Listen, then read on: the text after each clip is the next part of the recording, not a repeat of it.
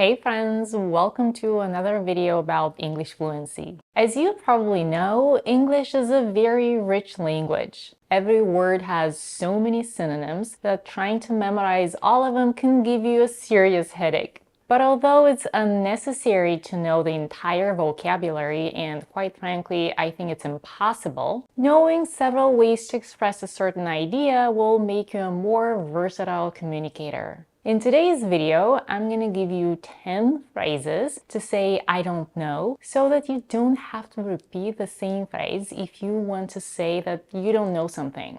Okay, let's get into it. The first and probably the simplest way to express that you don't know something is to say, I'm not sure. You can use this phrase when you're uncertain or lack confidence in the information, decision, or question that is being discussed. Honestly, I'm not sure where to even start. Here are a few examples. I'm not sure if I can attend the meeting tomorrow. I'm not sure what time the movie starts. I'm not sure if I like this new restaurant. I'm not sure how to solve this problem. Let's move on to the next phrase, and this is beats me. Saying beats me is a very informal way to tell someone that you absolutely don't know the answer to the question or the solution to the problem that is being discussed. As I said, this phrase is quite informal, so I wouldn't use it with my boss unless we're very close. But you can use it with close friends and family. Beats me. I've never understood it. Let's look at a few examples. Do you know where she went? Beats me. How are we supposed to solve this puzzle? Beats me. What's the capital of that country? Beats me. Why is the meeting delayed? Beats me. Make sure to always say it with the S at the end of the word beats. If you say beat me instead of beats me, your listener might be slightly confused because it changes the meaning. Next on my list is I have no idea. You can also say I have no clue. Or if you want to make it even stronger, you can say, I don't have the slightest idea. These expressions convey a sense of being completely unaware or uninformed. I have no clue what I'm doing when it comes to this stuff. Let's look at a few examples with these expressions. I have no clue how to solve this problem. I have no idea why she's late. I don't have the slightest idea how to operate this machine. Next on my list is who knows. It's often used as a rhetorical question and it implies that the answer is unknown or uncertain. It's typically used to express an opinion that the information is elusive or that no one has the answer. When you say who knows in place of I don't know, the other person is not necessarily expecting a direct response. And who knows what solutions future generations will bring? Here are a few examples. Why did they decide to change the plans? Who knows? Where did she get that idea? Who knows? Who knows what the future holds, but we should be prepared for anything. The next expression on my list is I wish I knew. This phrase implies that not only don't you know the answer, but you also wish you did. It can convey curiosity or sometimes even regret about not having the information or understanding. I wish I knew how to answer. Let's look at these examples. I wish I knew where I misplaced my keys. I wish I knew why she's upset. Hey, do you know what time the meeting starts? I wish I knew. I never got the email with the details. Next is I can't tell.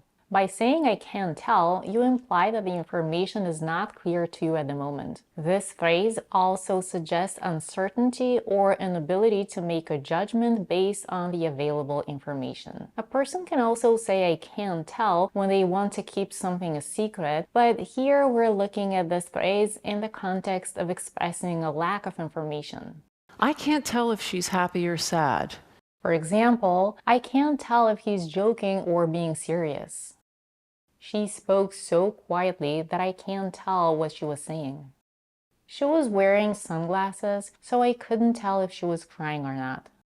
The next expression that you can say instead of I don't know is I'm in the dark. This, of course, doesn't literally mean that you're in a dark place, but that you lack information about something. It conveys a sense of being uninformed or not having the necessary knowledge to understand what's going on. I don't know. I'm in the dark.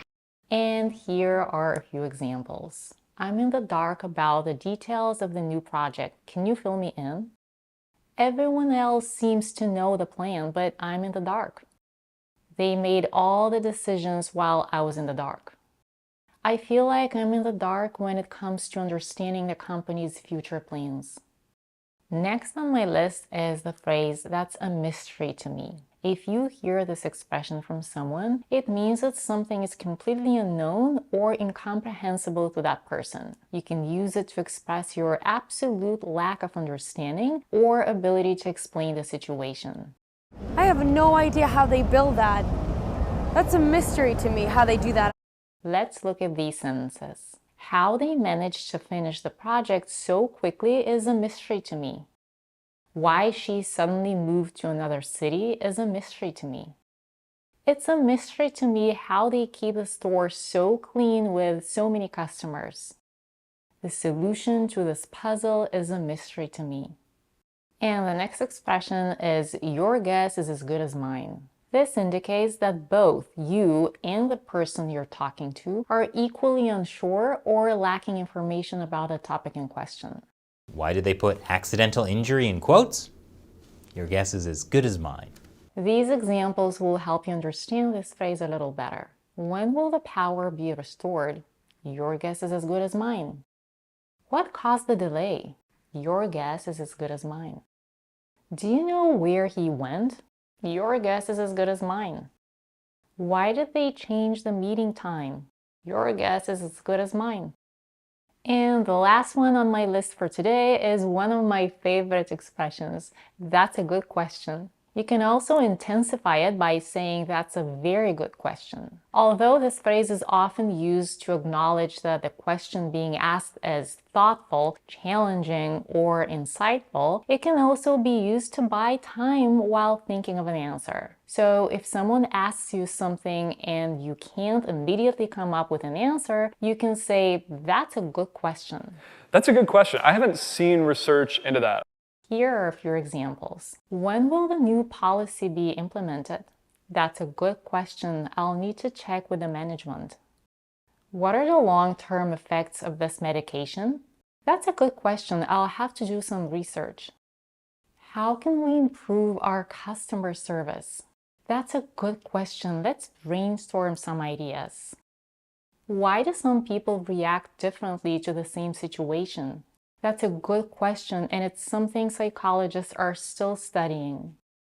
What was your favorite expression? Let me know in the comments. And if you enjoyed this video, please click on the like button and share it with someone who may enjoy it as well. Oh, and don't forget to subscribe to my channel if you haven't done it yet. As always, thank you for watching, and I'll see you in the next video.